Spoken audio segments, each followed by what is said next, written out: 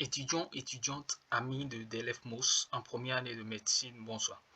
Je suis Joseph-Marie José et dans ces vidéos, nous allons vous effectuer des devoirs et dans l'objectif de réviser toutes les leçons vues en anatomie. Alors, nous allons faire plusieurs devoirs et ces devoirs-là seront sous forme de QCM. Alors, chaque question avec des propositions de réponse. Alors, au niveau de chaque question, vous pouvez mettre la vidéo en pause et puis donner votre réponse et après revenir voir la bonne réponse. Alors, nous allons commencer avec le premier devoir.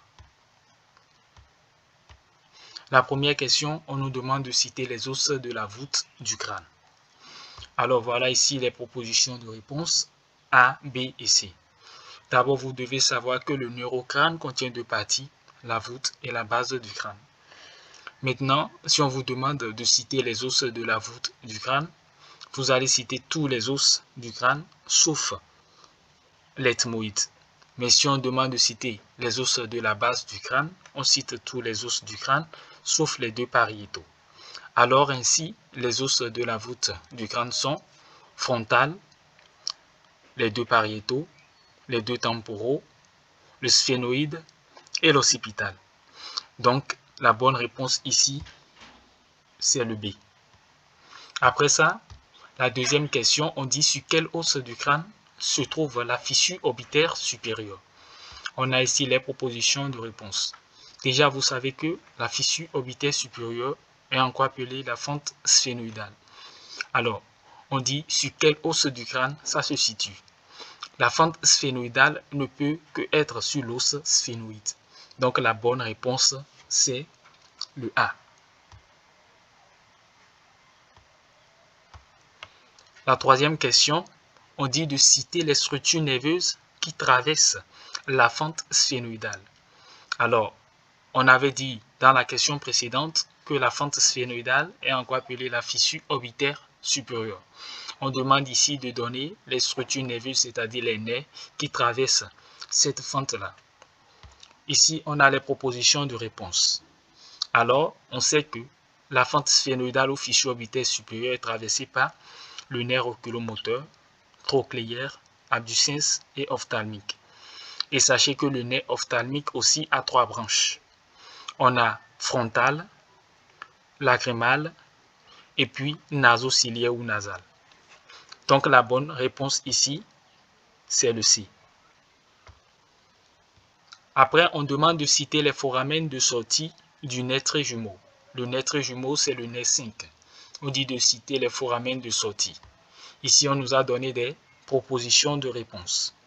Alors, les foramen, pour le A, on a donné fissure orbitaire supérieure, foramen rond, ovale, épineux. Pour le B, fissure orbitaire supérieure, foramen rond, ovale, carotidien. Et pour le C, fissure orbitaire supérieure, les foramen rond, ovale et optique. Alors la bonne réponse, c'est bien le A. Le A, pourquoi? Parce que si on prend le trijumeau, comme son nom l'indique, a trois branches. La première branche s'appelle le nerf ophtalmique et ça passe par la fissure orbitaire supérieure.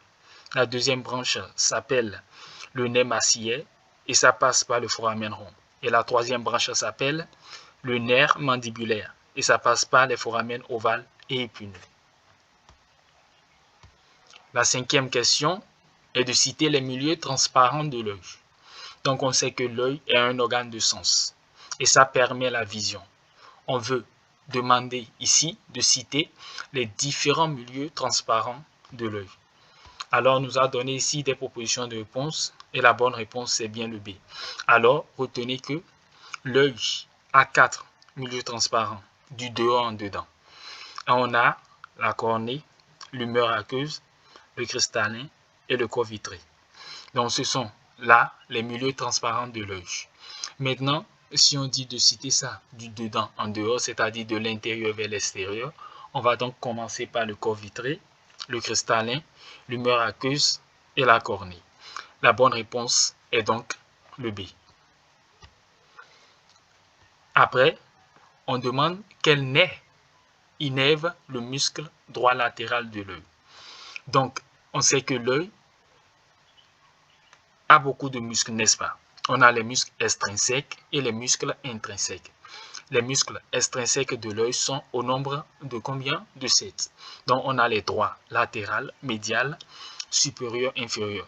On a les obliques, supérieur, inférieur et l'élévateur supérieur de la paupière ou élévateur de la paupière supérieure.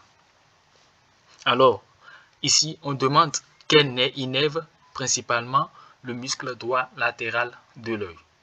Et on nous a donné des propositions de réponse. Est-ce le nerf trochléaire? Est-ce le nerf oculomoteur? Ou est-ce le nerf abducens? Eh bien, vous l'avez deviné, la bonne réponse, c'est bien le numéro C, qui dit que c'est le nerf abducens, le nerf 6. Alors, c'est le nerf 6 qui assure l'innervation du muscle droit latéral de l'œil. La question numéro 7, on dit quel muscle de l'œil est innervé par le nerf trochléaire? Donc, d'abord, vous devez connaître les nerfs qui innervent l'œil. Si on prend l'œil, on a 5 nerfs qui innervent l'œil.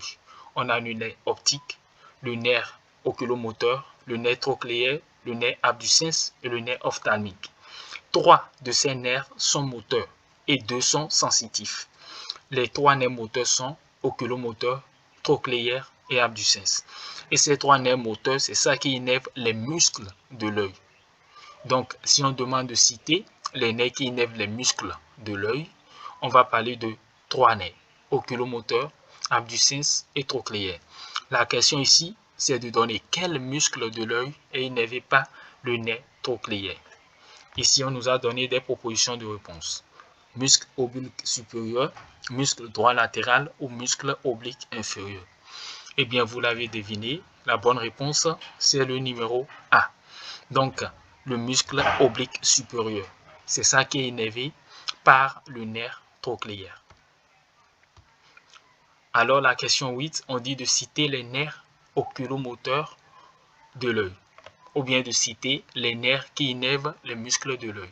Les deux questions-là sont les mêmes choses. Citer les nerfs oculomoteurs ou citer les nerfs qui innervent les muscles de l'œil. On nous a donné ici des propositions de réponse. Alors, je l'avais dit dans la question précédente. Si on dit de citer les nerfs oculomoteurs ou les nerfs qui innervent les muscles de l'œil, on va seulement parler de 3 nerfs. Oculomoteur, trochléaire et abducens. Mais si on demande uniquement de citer les nerfs qui innervent l'œil, ces nerfs sont au nombre de 5. Optique, oculomoteur, trochléaire, abducens et ophtalmique. Et donc la bonne réponse, vous l'avez deviné, c'est bien le numéro C. Après, on demande de donner la structure de l'œil. Vous savez que vous devez savoir que la structure d'un organe, c'est quoi?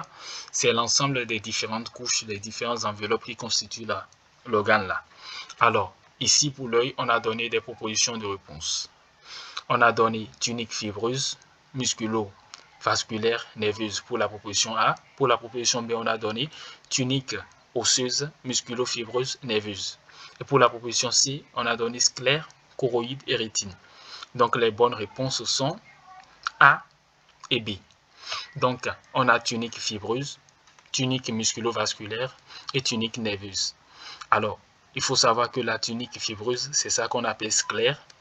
La tunique musculo-vasculaire ou vasculaire, c'est ça qu'on appelle choroïde. Et la tunique nerveuse de l'œil, c'est ça qu'on appelle rétine. D'où les deux réponses.